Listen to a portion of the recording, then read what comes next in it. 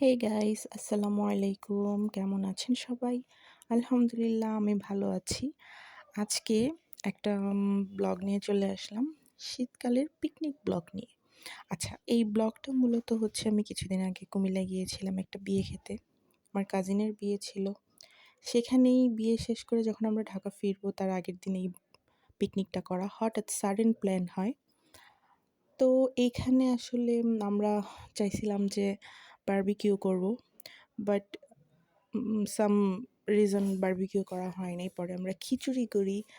অনেক মজা হয়েছিল, সবাই মিলে রান্না করা, সবাই মিলে লবণ দেখা, তারপর সবাই মিলে একসাথে হই হই করা। আসলে গ্রামের বাড়িতে মজাগুলা মানে অন্য লেভেলের হয়। আচ্ছা, আপনারা আমার সাইড নয়েজগুলো ইগনোর করেন প্লিজ। আমি যখন ভয়েস দিচ্ছি, এখন হচ্ছে দুপুর ২টা, আমি এখনই আপলোড করব।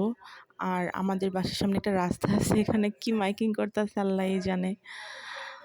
তো আপনারা এগুলো আসলে ইগনোর করুন। আচ্ছা দেখেন, এখানে সাইফ, আপনারা সবাই চিনেন, আপনাদের সবার প্রিয় সদরুল আমিন সাইফ, সে নাড়ানাড়ি করতেছে। পাশে আমার চাচি, আমার ভাই, তারপর আমার কাজিনরা সবাই বসে আছে। তো আপনারা ব্লগটি দেখতে থাকুন। আসলে হয়তো কথা কি বলবো কিছুই বুঝতে পারছি না। কি হয়েছে আম্মু? আমার মেয়েটা আমার দিকে তাকায় আছে, আমি কার সাথে কথা বলতেছি তাই দেখতেছে। আচ্ছা, এই যে আমার আমার আমার ফুপিটা।